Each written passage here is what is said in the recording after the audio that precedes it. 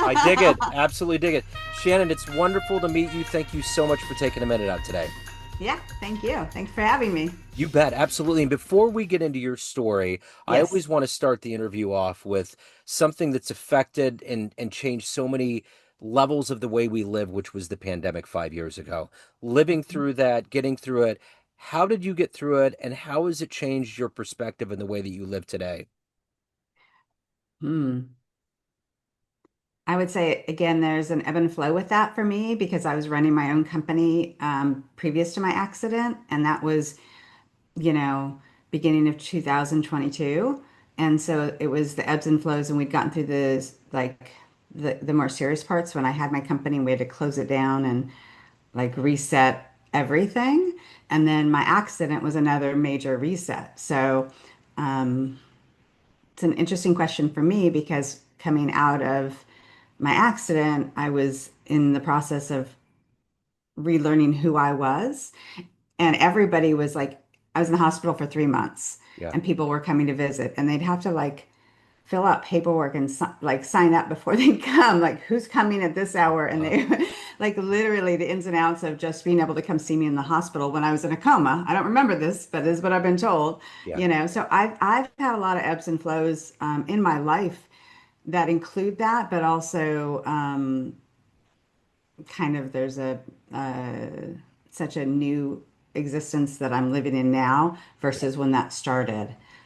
So That makes total sense. So I want to kind of peel back the layers and to begin that, I want to put you in front of a bunch of kids at career day. Let's say they're 11, 12 years old, and one of the kids wanted to know what you do, not only now, but before the accident, what you did for your career.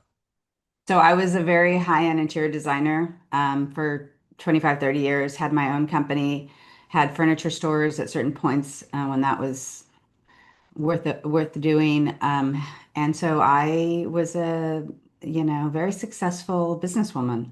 And I ran a beautiful company with ins and outs of chunks of employees and a life of kind of showing people how to show up in their homes in the most beautiful way because everybody's different with that as well. It's like what they enjoy, what their bodies and their visuals are like for themselves, and bringing that into fruition for their environments. Yeah.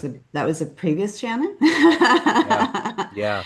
And then the post is a new person as well that got reborn. And I remember, and I can do that still because I went again when I woke up with a deleted brain. So I had to relearn everything, how to read, what a phone was, like what when I say it out loud now, it's like some crazy ass shit, Yeah. you Sure. know, Sure. to have it all gone. And you don't realize how much you have until it's all literally removed from your brain in a way, and you Yeah. have to re-find it. So yeah, so now I'm in the midst of I had my book released and I'm in the midst of my goal now is helping others because I've been through so much in the last 3.5 years that I've been able to transform myself and my existence in a way that nobody thought was possible. And I wanted to share with others, like whatever trauma you're going through, whatever difficulties, because everybody, no matter what, everybody struggles at certain points in their life with certain things. And my goal is to help others, whether it's hand holding for a traumatic brain injury person, the breast cancer, like there's layers of it that I've gone through and I've experienced that I want to try to share how to kind of navigate through if you need help. Do you remember that movie Memento? Memento. It's from the 90s. I remember the name. I'll probably would have to rewatch it. I'm sure I watched it because it's a familiar name to me. Yeah. I'd have to watch it again. Yeah. It was about a guy that had memory loss and he kept writing everything down and he'd have all these moments of deja vu, you Yeah. know? And That I'm was me. wondering, right, that's why I'm thinking about that because there has to be a part of even if it's not in that cortex, that portion of the brain that's like right there, there's still going to be a level of like subconscious that Oh, is yes. swimming in there. Absolutely. All of it's, as my neurologist says, Keep digging it out, Shannon. It's all still in there. And It's in. I believe that because each time I try to learn or grow and evolve myself in this new existence, I can. And it's definitely slow and steady, but and it's different than it used to be, obviously. But I think that again, the best part is that I can see myself in a positive way differently. And it took a long time for me to transition to even want to let go of the old Shannon and live in the new Shannon is the best way I can put it. Yeah. So, So before this happened, I'm curious, where were you at with spirituality and where are you now? I think I was always I would say a very spiritual person. Yeah, Um, I was raised by atheists and I never connected with not having any belief. And I've gone through phases in my life where I've done, the kind of classic church environment with when I had my daughter and thinking that was important to get baptized and have her baptized, which I believe is beautiful for whomever again wants to do those things for themselves. But my belief now and what I understand because I was mid-state and I had the experience of not being in this body, had the experience of, you can call it anything, the afterlife or whatever words you want to put around it, but it's what I do remember post my accident was being mid-state and pausing to come back because I was coming back into a human body that was so messed up. So I have that memory, very distinct memory. And you can put whatever words you want around it because sure. everybody has different beliefs of Yeah, what words match what I'm saying. And the hard part for me is when people say, you're blessed, I am blessed. I'm a miracle, I am a miracle. Um, God was watching over you. yeah, People say that often too. I just don't think that some of the words that people try to put around it fit because it's even bigger than that. sure. I get that. I So, totally get that. It's yeah. almost like trying to talk to someone after they've gone through a loss. They've lost somebody. You don't know what to Yes. say. It's hard to Yes. put human words on something. So my question to you is this. I'm fascinated by this idea because, one of the biggest mysteries of being a human being is what's on the other side. What's going to Yes. transpire? How much of, right? Because we're a Oh, I vessel. know. I trust me. I Y- I y- know that it is, and I have this sense of, people not having an idea, but they have a faith and a belief, and they yeah, live off of that. But I've been blessed enough to be there and be back and have memories. The fact that I have memories of that, but not my accident, yeah. not me in a coma for 2 months, not me with all my broken parts, like none of that I can remember. But being mid-state, it's so clear. That's proof right there of Yeah, any questions we have of another side or spirituality. Was it yeah. comforting? Did you feel like a glow? I Oh, mean, oh yes, it felt loving. It felt safe. It felt like white light. It was like I was surrounded and the only words I can put around it, because again, words are hard to match it, is floating.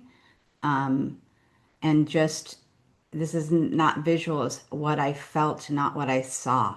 And it's hard sometimes to put words to being in that state versus seeing that state, I have visuals, but not, it's hard because that is even out of the box of what it is. It's not this, it's not the obvious, what you see. yeah, what's interesting? My first real taste of death came when I was 16. My best Okay. friend growing up was 17. He had chronic issues with his liver throughout his life, and he was in and out of a children's hospital. We'd come Uh-huh. inside and he put an IV in his veins, and as we got to that age, he passed away very Uh-huh. unexpectedly, tragically. Hmm. And as I lived my life, I always felt I'm going to live a little extra for him. His name was Matt Yeah. Sweeney. Yeah. And I remember at one point he'd come in my dreams and I'm like, you're not here. But it was like you said, it was this oral sensation. It wasn't like we were in a sitcom world and there was all these No. actors and state. You know what I'm saying? It was Yeah. like Yeah. there was this feeling. And I remember I got my courage up and I said, I'm going Good. to ask him what God feels like. And Good. all of a sudden, I was over a lake and there was ropes going up into the sky that didn't connect to anything, and I went Yep. over the top of a serene lake, and my big foot barely skimmed the top of the water, and I was Uh-huh. out, and I've never seen him since. It's almost Yeah. like I went to that place that To have a sense of, yeah, it was like I went to that place and there was no return and I've never seen him since, but it was fine. I punched that Willy Wonka card, but anyways, it was just like you were saying, right? I think it's fun. You know what's funny to me about what you're telling me, which I so appreciate you sharing this with me, is that you're like, and I haven't seen him again. Like he hasn't been there. He's he's still around. He's still within. He's still Yeah. a part of your existence in this human body. And I know you know that too, but it's like again, we put certain words around certain actions or feelings or emotions and we try to sort it out. We spend a lot of time trying to find the whether you call it the yin and the yang, the good or the bad, or what I'm supposed to learn or not learn. And we live our lives that way a bit. And I think that the more that we can teach ourselves to just like literally stay present and know that it's all still here Yep. is, to me, the gift I was given. And I feel like that's the gift that he gave me. And when I see your story, I feel like your tenacity, your willingness to live and thrive and excel beyond that is going to inspire, especially through your book and what you're doing. And I I think hope. it's all about perspective while we're here. We have to Yeah. keep things in perspective, Absolutely. you know. Absolutely. Yeah. So 100%. so let me take you back to when you were 12 years old, those kids asking you at career day and ask you what your dream was. What did you envision your life being? I think at that point, I only could focus on being out of the environment I was in. And I remember thinking I didn't have a vision of who I was going to be. I just knew I was going to be better than my environment. And I remember that being a goal of mine, middle school, high school. Like that's what expanded me so much with so much strength and you know I can't even put words on that, but like that I remember is I didn't vision something specific. I Gotcha. envisioned better than what I was surrounded by. And I was surrounded by alcoholics and abuse and all kinds of messy, messy stuff. And I just knew that that wasn't going to be me. Yeah. But I'm fascinated by that mentality that has led you to be you were very successful as an Hmm. entrepreneur. What Hmm. what do you think beyond wanting to get into a better place in your existence happened to you that imbued you with that talent, whether it was nature or nurture that allowed you to flourish and become successful?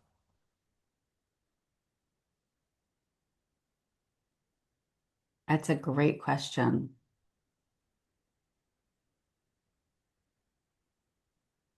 I think for me, I was allowed to see myself differently than I was in each moment. And I would do whatever it took. Each step, I remember this, and even with my recovery, I I'd be like, I would take it in, I'd visualize it, and then I would keep it. And I would be like, how can I build off of that?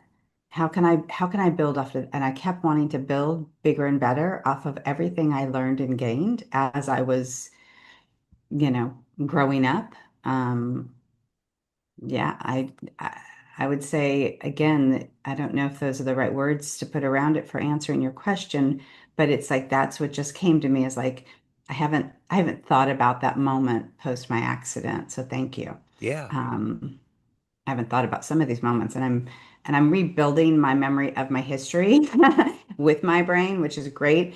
And but the earlier days were clearer sooner than the more current days. So I was slowly learning and relearning, learning. I have a daughter and she flipped positions with me where she was the mother and I Yep. was the daughter Yep. because I was like a kindergartner. I can't walk. I'm in a wheelchair. I want to learn to walk.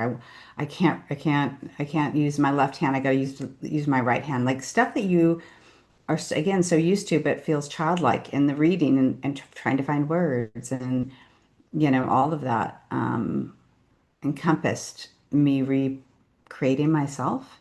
And I think when I think about the previous me and the current me, those are similarities too. I was in the realm of always trying to make myself a better person, a kinder person, a stronger person, like you name it, big picture. I wanted to build bigger and better to, oh, and the bigger difference too is that previously I was building that when I look back to protect myself.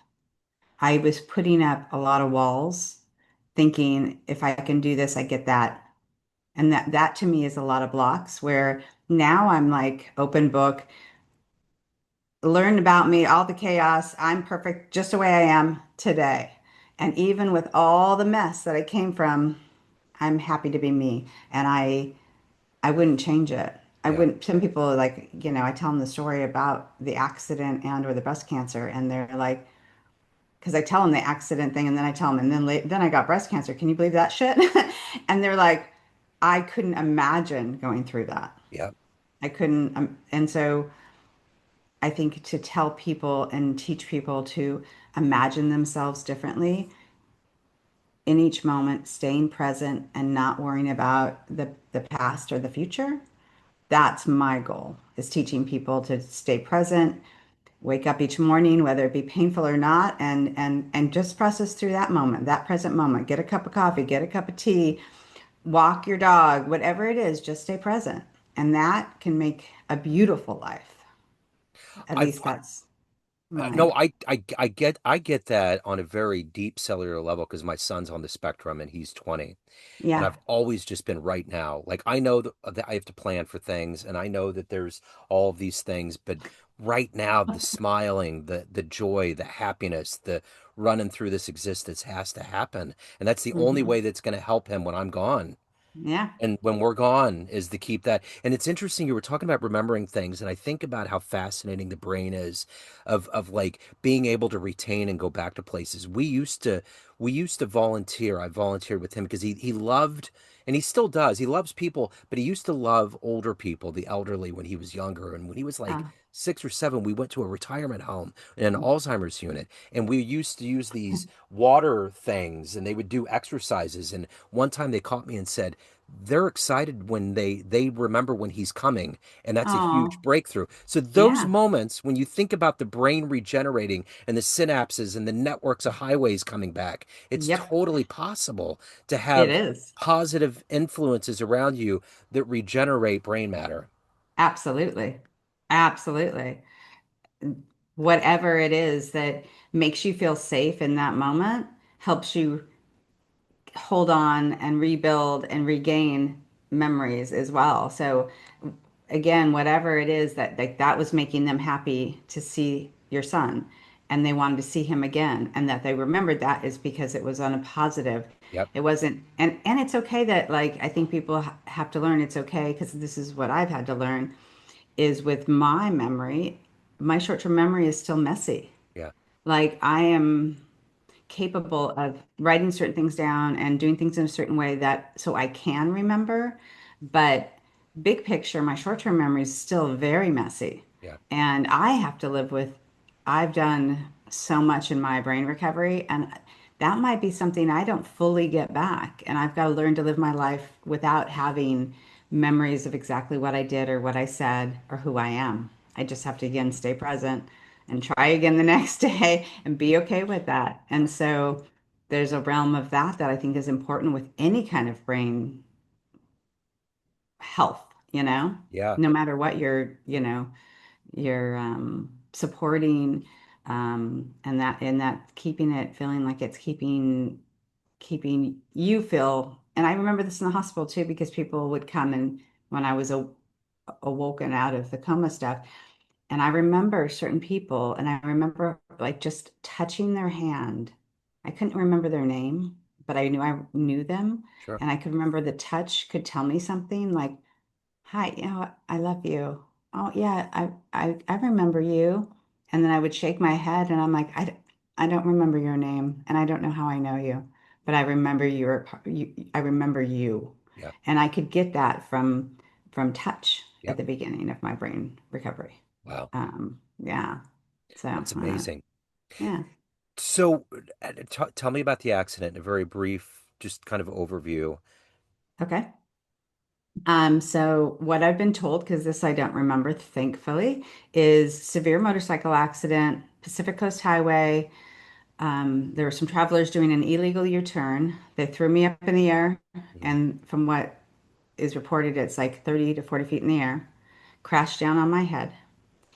Um, and then this is where all the blessings, I mean, not there's so many blessings in general, but these are the beginning blessings post my accident, is there was an EMT on the beach with his wife, ran up, did all the things that he needed to do, happened to be right there on PCH, random.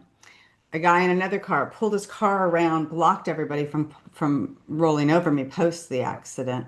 So those were the first two. And the EMT is like, if you don't get her in a helicopter, she's going to die. Don't put her an ambulance. It won't be quick enough. Drop ship her. And they did the drop ship me into UCLA.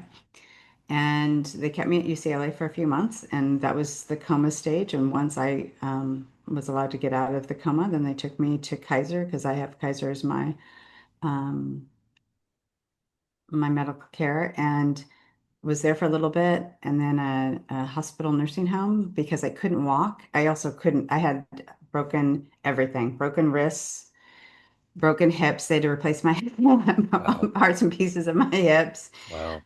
The eye is the most obvious now. And everybody's like, oh, you look the same. Other than that, I'm like, I know I do. I'm a little broken though. Yeah. Yeah. Yeah. Yeah. Yeah. So yeah, so and then it was slow and steady, but finally let me come home. And it was just a daily basis of relearning my life and who I was. Wow. But I do remember at the nursing hospital thinking, I just want to be home for my birthday. And Yeah. they're like, you're not supposed to walk until a week after your birthday. Like there's dates on all the surgeries they had to do and when you can even try to start to walk. That's okay. I'll go home in the wheelchair. I don't care. Just let me get home. They did. They allowed, me to come home. That, it was this and that's with being able to do it. But I remember wanting to just be home in my home, Yeah. and trying to remember what my home was like. And how I remembered it wasn't quite how it was because it was more years previous to the present home. But it was same home, but Yeah. different experience to be like, oh wow, this is cool. Yeah. This is great. Wow. I don't remember it this way, but okay. Yeah. For sure. Anyway, and so then went through life and I went through tons of surgeries, started going through a lot of surgeries. And because once you're out of that, they had to do a lot of other repairs.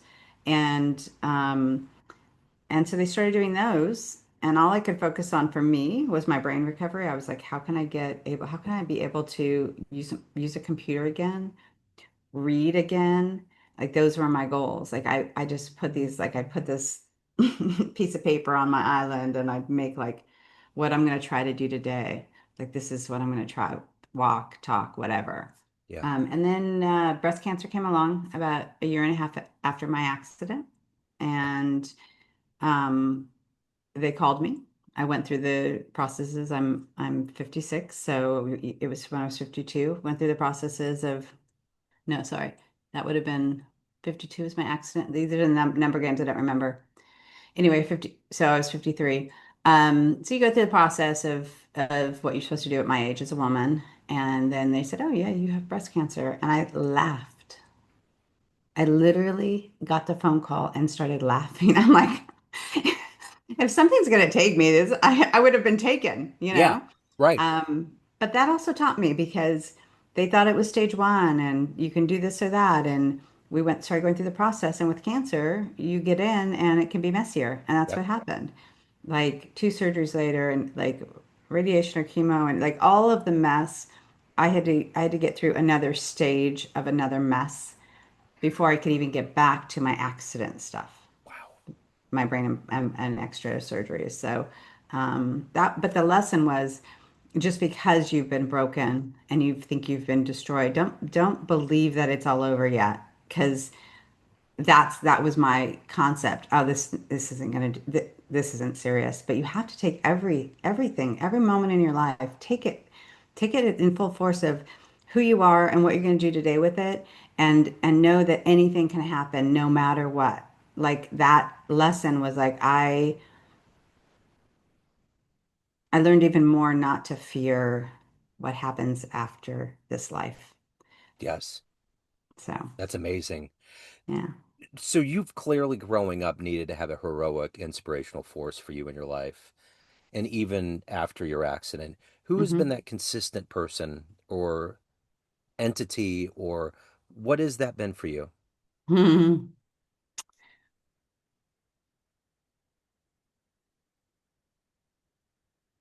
I have a combo. Like the first thing that comes to mind is my grandma Rose. She was a bit of a badass for her generation and unique and different and gorgeous. And she kind of taught me to try to be whoever I was. And I don't think she used those words when I was growing up, but I definitely learned that from her. Um, and I'd say that Bill, who ended up being the reason that I actually sit here today, or one of the reasons why I sit here today, is Bill Langford, who was my father figure and my daughter's grandfather. And it wasn't by blood, but it was by relation. And he was a big part of me learning to feel safe in a family, have support, the things that like you generally learn when you're growing up within your environment, but not for all of us. And he had passed 6 or 8 months before my accident, and he was there mid-state with me. And he just, I feel like he was the one that calmed me down from not moving on Yeah, because I do remember that. And I do remember thinking if he wasn't there, because I remember feeling like I'm going into that white light. yep, I'm moving on. And he paused me so that he's like kind of, I think, to remind me that my daughter and I have more to give and more to do in this lifetime than what I have done so far. And I'm so grateful that he yeah, paused me. And the angels, I was surrounded by so many angels. I was so surrounded by so much love and again, the words you can put around it can be angels is what comes up for me now. But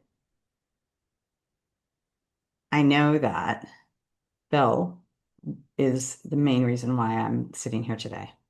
And so I still have many conversations with him.